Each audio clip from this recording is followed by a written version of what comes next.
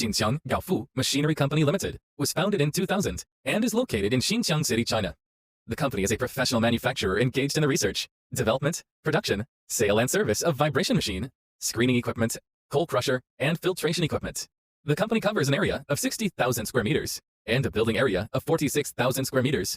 Registered capital of Chinese yuan 51,454 employees. Gaofu products are widely used in food, pharmaceutical, chemical, metallurgy, building materials, mining, thermal power, environmental protection, and other fields.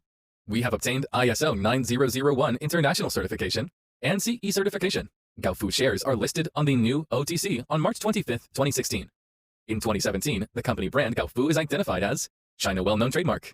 Gaofu Company also owns Henan Province famous trademark, One Provincial High Technology Expertise, Henan Technical Small and Medium Enterprises, and 400 patents.